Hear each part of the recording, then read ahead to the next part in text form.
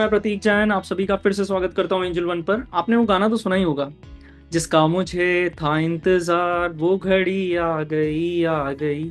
तो मार्केट्स में भी ना काफी लोगों को इस बात का इंतजार था कि कब मार्केट जो है नीचे के लेवल से एक रिकवरी दिखाए, कब एक बाउंस आए। और मार्केट्स ने उस इंतजार को पूरा किया इस बार, और इस हफ्ते हमने देखा कि नीचे के लेवल से एक अच्छी खासी रिकवरी मार्केट्स में आती भी नजर आई।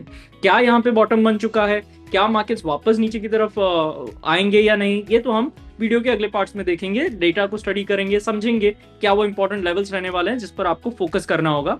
लेकिन बहुत अच्छी रिकवरी जरूर मार्केट्स में आती हुई नजर आई। सेंटिमेंट्स में एक अच्छा खासा सुधार भी हमको देखने को मिला। तो चलिए वीडियो को शुरू करते हैं। सो फ्रेंड्स, मैंने इस हफ्ते जब मार्केट का डेटा स्टडी करने में शुरुआत की तो पता चला कि यहाँ पे एक अच्छी खासी इंप्रूवमेंट हमको इस हफ्ते मार्केट्स के डेटा में नजर आई। जहां पे 4 मार्च के दिन अगर आप देखेंगे तो सिर्फ 18% स्टॉक ऐसे थे जो 20 ईएमए के ऊपर ट्रेड कर रहे थे। वो आंकड़ा बढ़कर 7 मार्च को 68.4% ऐसे स्टॉक हो गए जो 20 ईएमए के ऊपर ट्रेड कर रहे हैं निफ्टी 500 स्पेस में। वहीं 40% ऐसे स्टॉक हैं जो 50 ईएमए के ऊपर ट्रेड करने की अब कोशिश कर रहे हैं, एंड 14% स्टॉक ऐसे हैं जो 100 सीसीआई के ऊपर ट्रेड कर रहे हैं। यानी ओवरऑल अगर मैं बात करूं तो एक अच्छी खासी ओवरऑल पार्टिसिपेशन हमको मार्केट्स में दिख रही है। और ये मैं डेली बेसिस पर इवनिंग 6:30 बजे जो मेरा सेशन होता है उसमें भी मैं इन सब डेटास पे स्टडी जो है अपनी डेली हम उस पर भी स्टडी करते हैं। कमिंग ऑन, अगर मैं एडवांस डिक्लाइन डेटा की जो स्टडी है उसके ऊपर जाते हैं तो 28 फरवरी को advance decline data completely bears के फेवर में था। लेकिन लास्ट 5 सेशन में लगातार अगर हम देखेंगे तो लास्ट के 4 session out of 5 session bulls जो है बियर्स पर हावी होते हुए नजर आए, और अच्छा खासा डेटा हमें नजर आ रहा है एडवांस डिक्लाइन के हिसाब से। तो इस डेटा का कंक्लूजन ये है कि मोटा मोटी जो पार्टिसिपेशन मार्केट में रहा इस हफ्ते के जो मूव है उसके अंदर, तो वहां पर सिर्फ हैवी पेड स्टॉक्स ने मार्केट को बढ़ाने की कोशिश नहीं की, बल्कि एक ओवरऑल पार्टिसिपेशन हमको देखने को मिला। बात करें इंडेक्स की, तो इंडेक्स में यहाँ पे देखेंगे तो हमें पता चलेगा कि मेटल, कमोडिटी, सीपीएसई, एनर्जी, इन चारों सेक्टर्स ने बहुत ही अच्छा प्रदर्शन यहाँ पे दिखाया। 3% से ज्यादा की तेजी इनके अंदर देखने को मिली। वहीं अगर हम infra, PSU bank, oil and gas को भी देखेंगे तो 2% से ज्यादा इस वीक में वहां पर भी उछाल देखा गया। खराब क्या रहे? तो खराब अगर हम सेक्टर्स की बात करते हैं यहाँ पे तो आईटी, ऑटो, प्राइवेट बैंक, इन्होंने काफी ज्यादा खराब प्रदर्शन इस पूरे हफ्ते दिखाया। आरएसआई के पैमाने पर भी देखते हैं तो बहुत ही लचीलापन यहाँ पे नजर आ रहा है आईटी सेक्टर में, ऑटो में, प्राइवेट बैंक में। तो यहाँ पे जरूर इस हफ्ते खराब कारोबार होता हुआ नजर आया है। हम इसको आगे भी जब रेशियो चार्ट स्टडी करेंगे तो इस पर भी हम डिटेल से एनालिसिस करेंगे। तो चलिए सेंसेक्स की बात करते हैं। सेंसेक्स का अगर हम डेली चार्ट स्टडी करते हैं तो यहाँ पे हमें क्या पता चलता है कि 74,300 के आसपास ऊपर ही वहां पे क्लोजिंग नजर आई। यानी पिछले फ्राइडे 28 फरवरी यानी कि पिछले फ्राइडे के भी ऊपर वहां पे क्लोजिंग नजर आई। जो गैप डाउन एरिया था उसके पार क्लोजिंग होती हुई नजर आई, which is very positive. Closing के लिहाज से मार्केट काफी ज्यादा पॉजिटिव। वहीं 4 सेशंस में हमने देखा है कि 2.5% के आसपास की तेजी जो है सेंसेक्स के अंदर नजर आई है। आने वाले सेशन में क्या ये बॉटम बन गया है या नहीं, उसके बारे में अगर हम बात करें तो बॉटम जो है पिछले हफ्ते भी जब हमने डिस्कस किया तो बॉटम जो है हैंडसाइड में पता चलता है। हम कभी भी क्लेम नहीं कर सकते कि हमने बॉटम में बाय किया, और कोई भी हमें पद्मश्री नहीं देगा अगर हम बॉटम कैच भी करते हैं। हमें कोई अवार्ड नहीं मिलेगा अगर हमारे बॉटम प्रेडिक्ट करने पर या कैच करने पर। इंपॉर्टेंट क्या है कि हमने अगर कोई अच्छा स्टॉक लिया है, अच्छी ट्रेड ली है, हम उसको राइड कर सकते हैं क्या, रिस्क मैनेजमेंट हमारा कितना स्ट्रांग है, ये सारी चीजें जो है काउंट होती है। ना कि ये कि हमने बॉटम पे बाय कर लिया या टॉप पे सेल कर दिया, उनका इतना वैल्यू नहीं है। कोई हमें पद्मश्री नहीं देगा उन चीजों के लिए, राइट। लेवल्स की बात करते हैं। इंपॉर्टेंट लेवल्स क्या है रिसर्च के हिसाब से तो 73,400 और 74,000 ये इंपॉर्टेंट सपोर्ट होने वाला है सेंसेक्स के लिए। वहीं ऊपर में बात करें 75,200 जो कि गैप एरिया है, और 76,000 ये ऊपर में सेंसेक्स के लिए आने वाले सेशंस में रेजिस्टेंस जो है एक्ट कर सकते हैं। ओवरऑल मैं बात करूं तो ओवरऑल टेक्सचर जो है अब, क्योंकि 2.5% की रिकवरी हमने देखी पिछले हफ्ते तकरीबन, उसके बाद में पॉजिटिव होते हुए नजर आ रहा है। एक शॉर्ट टर्म में पॉजिटिविटी यहाँ पे दिख रही है, और जब तक 74,000 का लेवल यहाँ पे होल्ड है तब तक 75,200 और 76,000 के लेवल्स भी हमको सेंसेक्स में आते हुए नजर आ सकते हैं। एक और इम्पॉर्टेंट, अगर मैं चार्ट स्टडी करता हूं सेंसेक्स का, तो यहां पर आपको एनालिसिस करके पता चलेगा कि मार्केट जो है बहुत जरूरी है आने वाले सेशन में। जब अगर हम बहुत ही बड़े फ्रेम की बात करते हैं तो 78,700 का जो लेवल है इसके पार निकले। ऐसा मैं क्यों कह रहा हूं? क्योंकि हमने देखा है कि लोअर जो लो है, लोअर हाई लोअर लो का फॉर्मेशन यहाँ पे लगातार होने लगा है सेंसेक्स के अंदर। स्पेशली लोअर हाईज जो है वो तो आप देख सकते हैं, जैसे पिछला जो इंपॉर्टेंट हाई था वो तकरीबन 86,000 के आसपास था, वहीं उसके बाद में 82,400 के 82,300 के जोन में फिर दूसरा एक हाई बनता है नीचे के लेवल्स पे। इसके नीचे फिर 80,000 के आसपास एक हाई बाउंस के बाद में लगता है, और इसके बाद में 78,700। तो ओवरऑल क्या बताने की कोशिश है कि लगातार जो हाईज हैं वो नीचे नीचे नीचे आते हुए नजर आ रहे हैं। ये हमको चार्ट्स में भी दिख रहा है, और ये रोते हुए इमोशनल इमोजीज भी आपको ये बात बता रहे हैं। तो इंपॉर्टेंट क्या है, इस स्ट्रक्चर को ब्रेक करना। इस स्ट्रक्चर को ब्रेक करने के लिए बहुत जरूरी है कि मार्केट जो 74,000 के आसपास अभी ट्रेड कर रहा है, जब ये 78,700 78,800 के पार निकलेगा तो ओवरऑल इसका जो ये फॉर्मेशन है लोअर हाइज का वो टूटते हुए नजर आएगा। तब हम ओवरऑल मानेंगे कि मार्केट जो है अब पूरी तरह से अच्छे मोड में आ चुका है। शॉर्ट टर्म में जरूर यहाँ पे एक अच्छी फॉर्मेशन हम नकार नहीं रहे, लेकिन ब्रॉड फ्रेम में बहुत जरूरी है कि इस लोअर हाई के फॉर्मेशन को मार्केट ब्रेक करे और इसके पार निकले। Okay friends, coming on mid cap Nifty. तो मिड कैप निफ्टी पे जब हम बात करते हैं तो 20 और 10 ईएमए के बीच में ट्रेड कर रहा है। लगातार 2 दिन तक एक पुल बैक हमको देखने को मिला है, एक अच्छी तेजी नीचे से देखने को मिली है। तो इंपॉर्टेंट क्या है, इंपॉर्टेंट है ये समझना कि ये जो पुल बैक है, क्या इसने 50% अपनी जो तेजी है उसको गंवाया? The answer is obviously a big no. तो यहाँ पर जो ओवरऑल फॉर्मेशन है मिड कैप निफ्टी का वो बुल्स के फेवर में है, क्योंकि 2 दिन का रिट्रेसमेंट भी है तो भी जो बड़ी ग्रीन कैंडल है मारुबुजू उसके जस्ट आसपास ही वहां पे क्लोजिंग होती हुई नजर आई है। तो अच्छे खासे बुल्स के कंट्रोल में मिड कैप निफ्टी अब आते हुए नजर आ रहा है, भले ही 2 दिन का रिट्रेसमेंट हो, और 2 दिन के रिट्रेसमेंट के बावजूद जो है 10 ईएमए के ऊपर ट्रेड कर रहा है। तो ये तो हमने डिस्कस किया पॉजिटिव पॉइंट्स। लेवल्स क्या है, लेवल्स की बात करते हैं तो 10,800 और 11,000, ये जो 200 पॉइंट का बैंड है ये इंपॉर्टेंट एरिया हो जाता है मिड कैप निफ्टी के लिए आने वाले सेशन में। थोड़ा सा मैं इस चार्ट को अगर मैं बड़ा करता हूं तो ये 200 पॉइंट की रेंज जो है मिड कैप निफ्टी के लिए बहुत इंपॉर्टेंट सपोर्ट है। रेजिस्टेंस कहां पे है या किन लेवल्स के पार जो है और भी तेजी बढ़ती हुई नजर आएगी? तो 11,300 के आसपास, यानी जो 20 डे का ईएमए के आसपास अगर हम देखते हैं और थर्सडे का हाई भी है, इसके पार निकलता है तो एक अच्छी तेजी यहाँ पे बन सकती है 11,500 और उससे भी ऊपर के लेवल्स मिड कैप निफ्टी में तब आ सकते हैं। इसी के साथ मैं जोड़ता हूं डेरिवेटिव जो डेटा है उसको। तो यहाँ पर 11,115 के आसपास जो है मिड कैप निफ्टी ने क्लोजिंग दिखाई। इंपॉर्टेंट क्या है, इंपॉर्टेंट है 11,000 की जो स्ट्राइक है वहां पे तकरीबन 6,000 कॉन्ट्रैक्ट जो है पुट में ओपन इंटरेस्ट खड़ा हुआ है, और 300 कॉन्ट्रैक्ट जो है ये ऊपर की तरफ शिफ्ट होते हुए नजर आए हैं, यानी कि 11,100 की तरफ शिफ्ट होते हुए नजर आए। यानी कि पुट राइटर्स जो थे वो पहले मान रहे थे कि 11,000 नहीं टूटेगा, अब वो मान रहे 11,100 भी नीचे में नहीं टूटेगा, ऐसा उनका मानना है।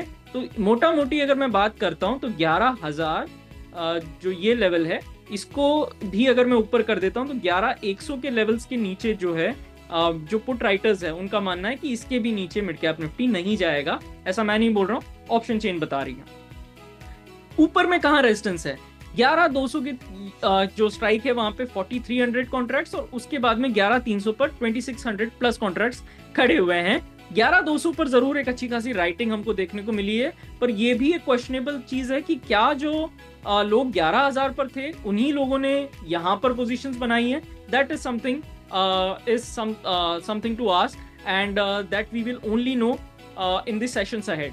तो क्या मैं ये मोटा मोटी मान के चल सकता हूं कि 11,100 और 11,200, अगर मैं ये कहूं कि ये जो 100 पॉइंट की रेंज है डेरिवेटिव के हिसाब से, ये एक बहुत बड़ी क्या हो सकती है, डिसिसिव रेंज हो सकती है। इसके ऊपर निकलने पर अच्छी रैली और इसके नीचे निकलने पर वापस से रिट्रेसमेंट या जो लोअर एरियाज है उन पर वापसी होती हुई नजर आ सकती है। तो बहुत इंपॉर्टेंट है डेरिवेटिव के डेटा के हिसाब से हम 11,100 और 11,200 इन 2 लेवल्स पर डेरिवेटिव डेटा के हिसाब से नजर बना के रखें। अब बात करते हैं फिन निफ्टी की। सो फिन निफ्टी में अगर हम चेक करते हैं तो यहाँ पर क्या हो रहा है, यहाँ पर 200 ईएमए और 10 ईएमए दोनों के ऊपर ही जो है फिन निफ्टी ट्रेड कर रहा है, और जो ट्रेंड लाइन है जरूर वहां से एक हल्की वापसी हमको देखने को मिली थी जो इस हफ्ते का सेशन था उसके अंदर। तो मोटा मोटी बहुत इंपॉर्टेंट क्या हो जाता है कि 23,300 के पार फिन निफ्टी निकले। 23,300 के पार निकलने पर 23,750 के एरियाज के आस जो रनवे है वहां पे ओपन हो जाता है।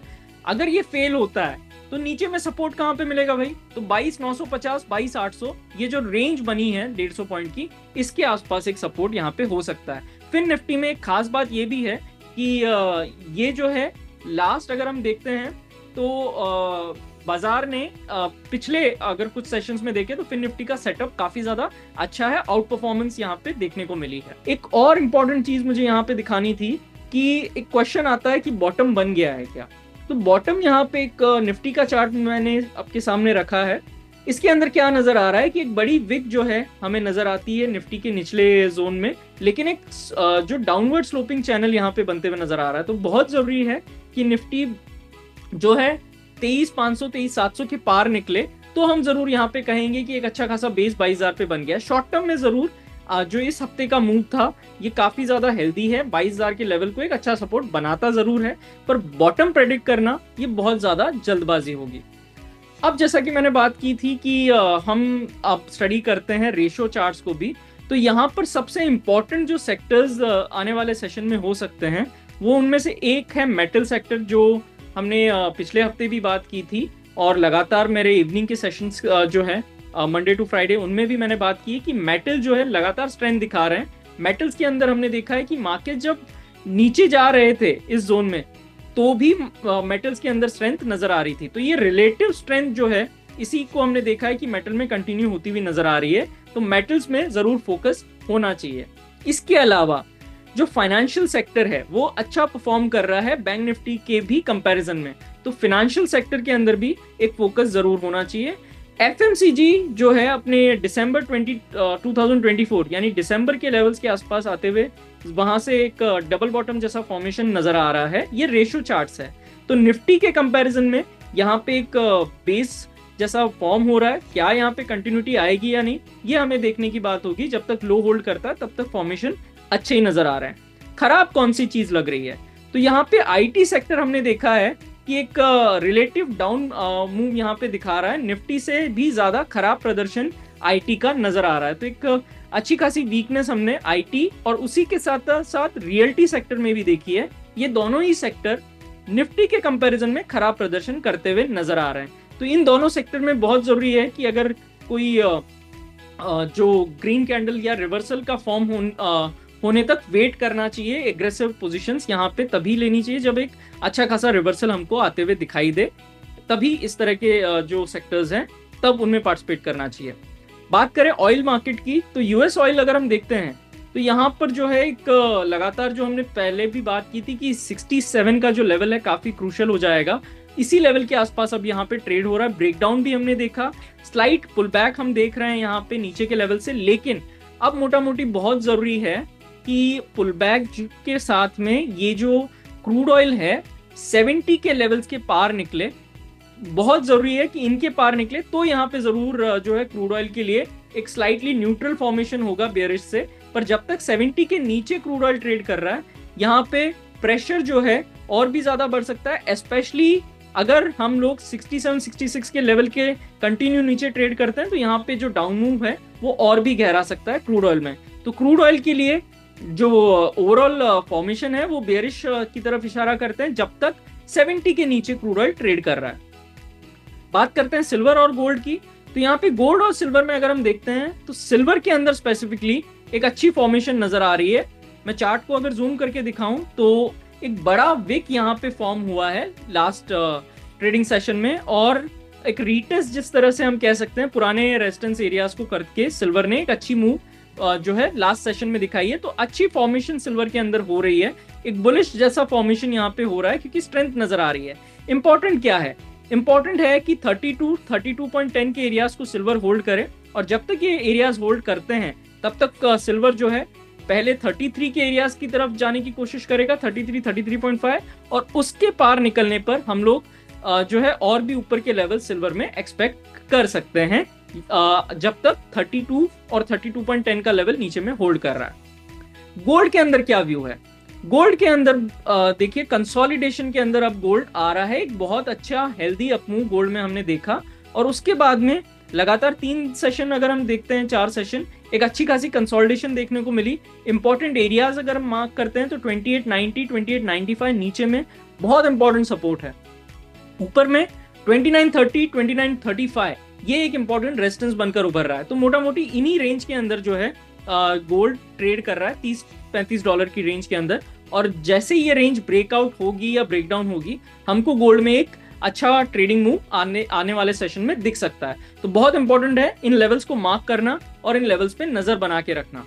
तो friends, this is it for today.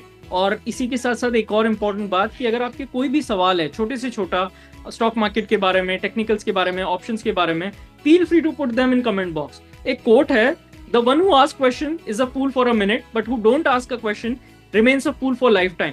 तो मेरा यही बोलना है कि आपके छोटे से छोटा सवाल क्यों ना हो, feel free to put it in the comment box. मुझे उनको पढ़ने दीजिए, हो सकता है आने वाले कुछ वीडियोस में उन क्वेश्चंस को मैं ले पाऊं, उनके ऊपर मैं डिस्कस कर पाऊं। So thank you for watching the video. I will connect you next week. Thank you so much. Investment in security markets are subject to market risks. Read all the related documents carefully before investing.